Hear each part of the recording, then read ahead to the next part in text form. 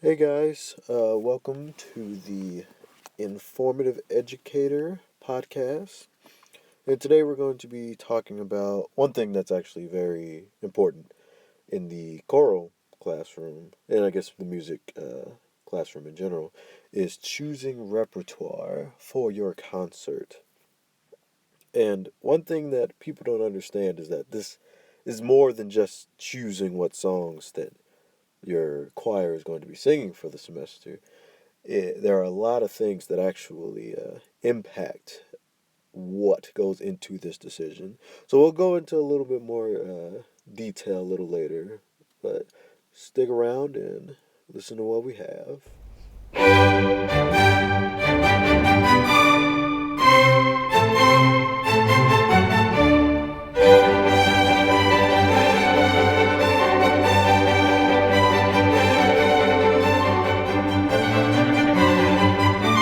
All right, first thing I would like to talk about is what actually goes into choosing the music for a concert. The biggest thing that I personally think is the age of the choir and more or less the music level of the choir. Now, what does that mean? Basically, the age of the choir. That's the obvious one, but the actual level of the choir. Like, is this an audition group? Are these music majors? If it's a collegiate level ensemble, are these just basically kids just doing it to get a music credit?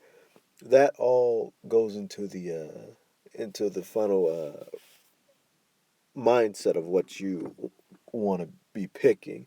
So you're not going to want to choose very high difficulty level songs for your sixth grade choir, and you're probably going to save those songs for maybe a top auditioned high school level choir.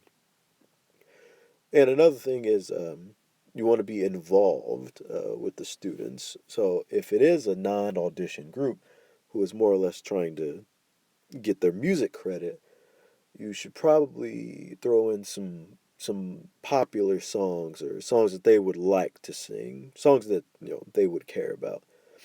Another thing that goes into choosing music is how much time do you actually have until the concert. You wouldn't want to program an entire mass or entire full choral work if you only got 3 weeks until the actual concert.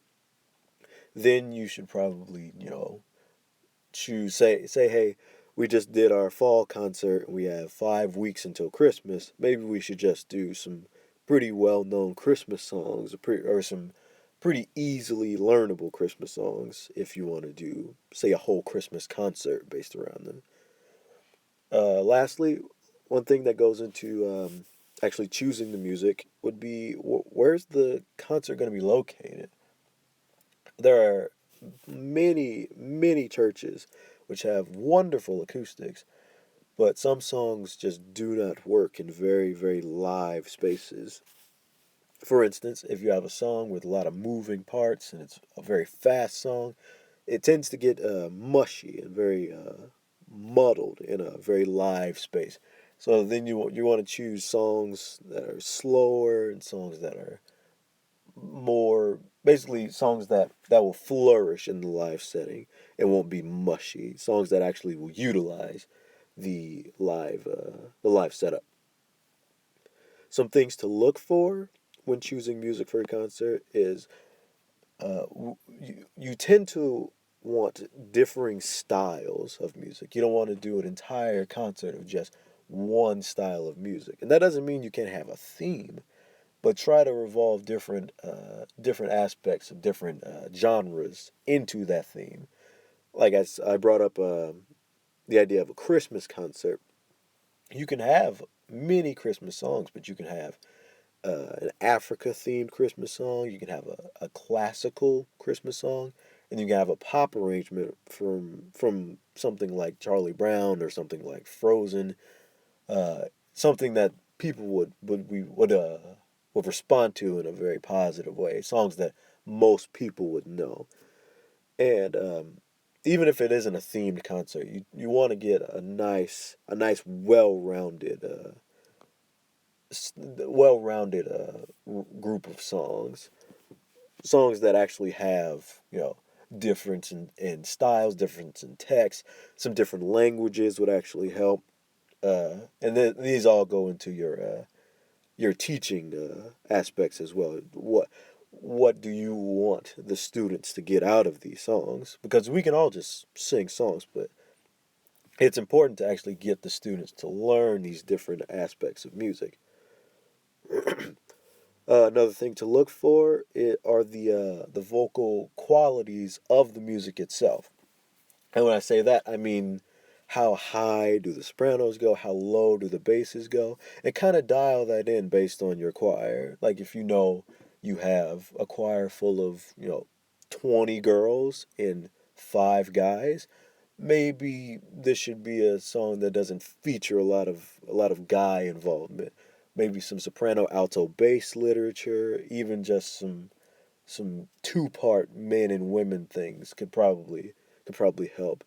Or if you have a young choir, maybe not have songs where the basses are in the lowest part of their range, or even where the sopranos are in the highest part of their range. Give that time for the voices to actually develop, and then see how far you can actually actually stretch the students' vocal abilities, and that probably won't get there until upper high school or even college level.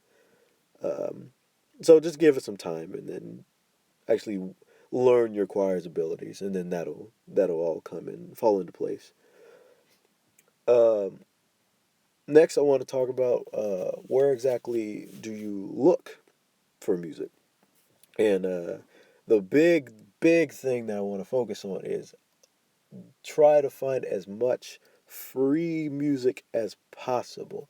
One of the biggest things in music departments today is that they're getting cut left and right because they say they call it a waste of money, and the the students don't need it. It's not math or science. So find a way to cut costs as much as possible. And in the choral realm, there are literally thousands upon thousands of free music that are available.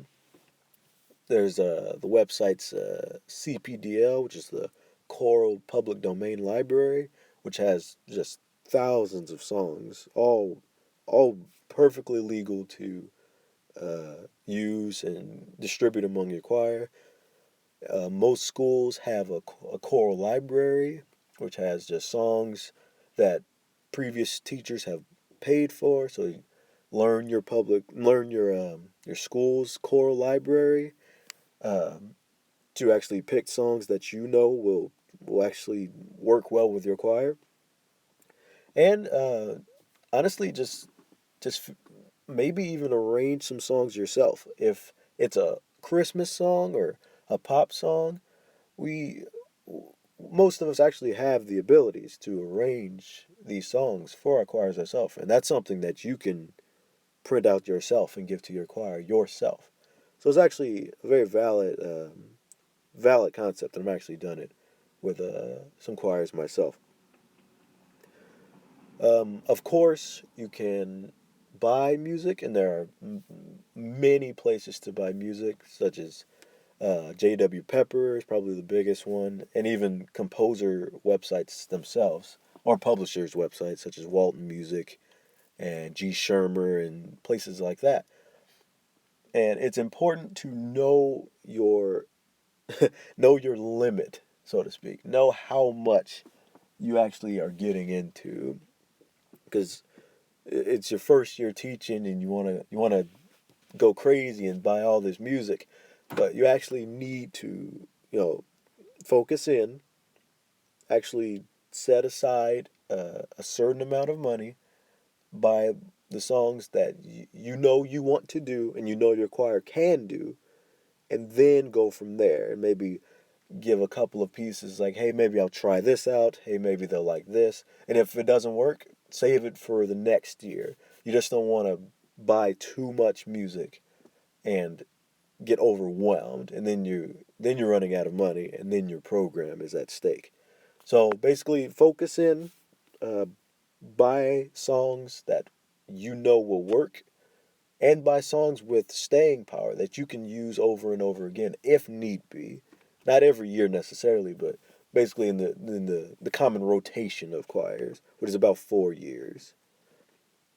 Um, some of my own experience with programming concerts is I personally I go with songs that I know and that I can um, interpret the best to my ability, because the main thing that we as choral educators, and more specifically choral conductors, need to focus in is how does this composer want this piece to be performed. So if you know the piece and you know the piece well, then it actually is a quite simple job of conveying the emotion of the piece to the choir so that they can convey it to the audience. And it's kind of this give and take back and forth between us in the choir, us being music educators. So basically, in closing, I just like to wrap up with some of my points from earlier. Just learn your choir and learn your venues, but when you're picking the music, and then learn as many different styles of music that you can. Try not to be bogged down to specific genres, such as I want to do just classical music, or I want to do just this era of music. Try to do jazz, try to do music from different cultures, such as Latin music or African music. Try to do different composers, whether they be modern or Baroque, and just keep an open mind. The students may be apprehensive at first, but your enthusiasm actually could sway them, and it actually does sway a lot of choirs from the get go. Look at the actual qualities of the song. Make sure it's something that your choir can do. Make sure it's something that your choir will have no problem doing. And when you're looking for music, make sure you look for free music as much as possible. It's just sitting there waiting for us. We might as well use it. And if you need to buy music, make sure you buy music that you know will work, and music that you know has the power to change these students' lives, because that's what we are here for as music educators. That is our job, is to make music and make sure that music is something that everyone and everybody can truly love and enjoy. All right. That pretty much wraps up this podcast. My name is Chris Boyd, and you all have a wonderful day.